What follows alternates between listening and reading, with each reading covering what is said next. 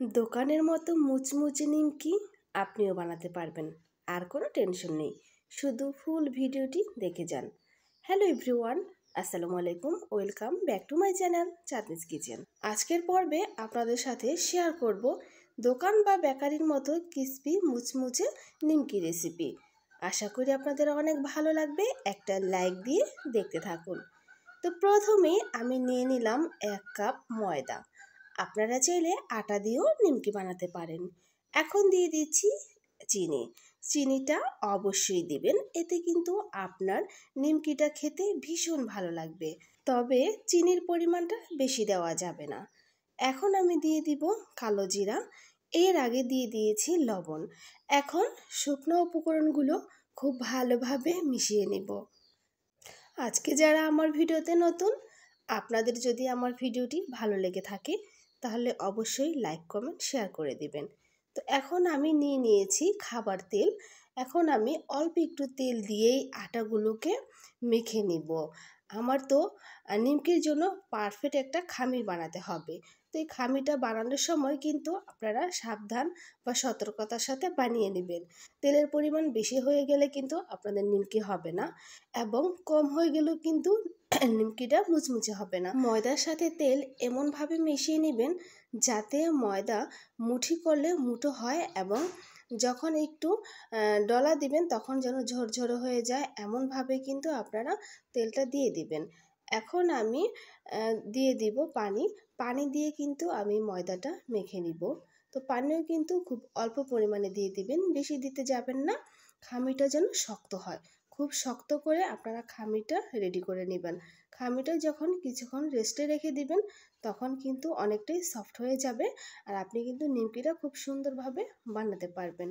পাতলা হলে কিন্তু আপনার খামিটা যখন রেস্টে রেখে দিবেন তখন আরও পাতলা হয়ে যাবে, তখন কিন্তু আপনি নিমকি বানাতে পারবেন না। এই জন্য খুব শক্ত করে কিন্তু আপনি খামিটা খুব ভালোভাবে মুথে নেবেন।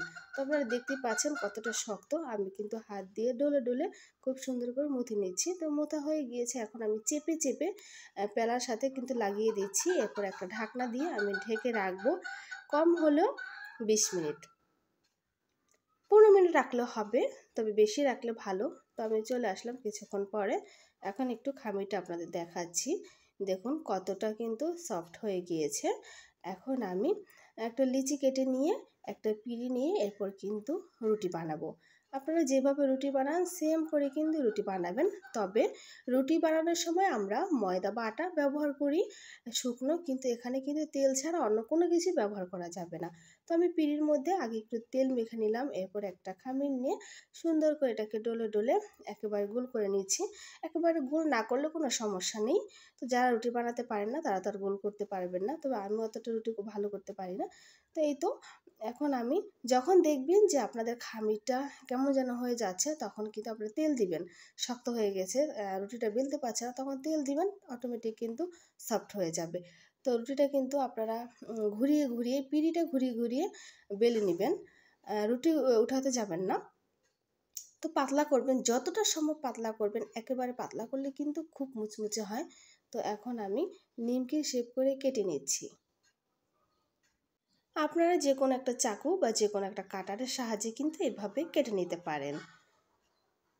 তো এখন আমি আবার আড়াআড়িভাবে কেটে নিব, এতে কিন্তু নিমকির একটা শেপ হয়ে যাবে। আপনারা আপনাদের ইচ্ছে মতো ছোট বড় সব করে নিতে পারেন। তো আমি ছোট বড় সব সাইজে করে নিয়েছি। এখন এগুলোকে আমি উঠিয়ে নিব। একটার উপরে একটা দলা মুঠো করে উঠালেও কিন্তু কোনো সমস্যা হবে না।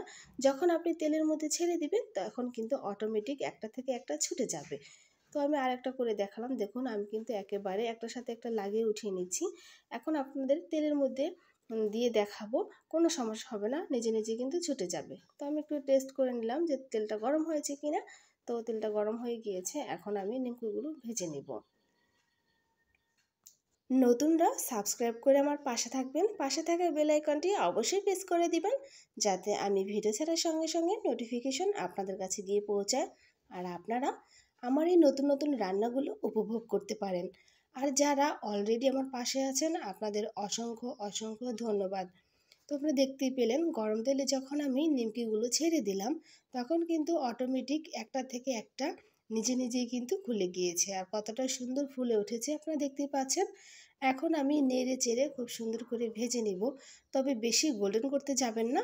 এতে কিন্তু যখন আপনার নিমকি নিচে নামিয়ে ঠান্ডা করবেন তখন কিন্তু একেবারে বেশি পোড়া হয়ে যাবে এবং তেতো তেতো লাগবে। এই জন্য হালকা ব্রাউন কালার হলে কিন্তু আপনারা এটা নামিয়ে নেবেন।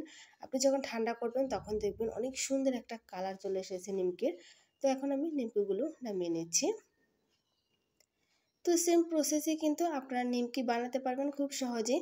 আমরা কিন্তু এই রমজানে মুড়ির সাথে, মুড়ি ভর্তার সাথে কিন্তু এই নিমকি খেয়ে থাকি, অনেকেরই পছন্দ, আমাদের তো ভীষণ পছন্দ। আমি কিন্তু এই রমজানের আগেই বানিয়ে ফ্রোজেন করে রাখবো। তো আপনারা কিন্তু একবার বানালে প্রায় 10 দিন খেতে পারবেন অনায়াসে, কোনো সমস্যা হবে না। তবে ভালোভাবে ভেজে রাখতে হবে।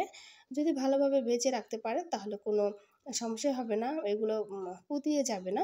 তো এই দেখুন কতটা সুন্দর মুচমুচে হয়েছে, আপনারা দেখতেই পেলেন। খেতে কিন্তু ভীষণ ভালো লাগে, কালো জিরে দিয়ে দিই খেতে ভীষণ ভালো লাগে। এবং লবণের পরিমাণটা একটু বেশি দিবেন। নিমকিগুলো যদি একটু লবণাক্ত হয় তাহলে খেতে কিন্তু আরও ভালো লাগে। তো অবশ্যই যারা যারা আমার ভিডিওটি দেখেছেন আর অন্য কোনো ভিডিও দেখার কোনো প্রয়োজনই হবে না। আশা করি আপনাদের সহজভাবে বুঝিয়ে বলতে পেরেছি। আর যদি কোনো ভুল ত্রুটি হয়ে থাকে তাহলে অবশ্যই ক্ষমার দৃষ্টিতে দেখবেন। আজকের মতো এই পর্যন্তই, দেখা হবে নেক্সট ভিডিওতে নতুন কোনো রেসিপি নিয়ে। সেই পর্যন্ত সবাই ভালো থাকবেন আর আমার জন্য সবাই দোয়া করবেন। আল্লাহ হাফিজ।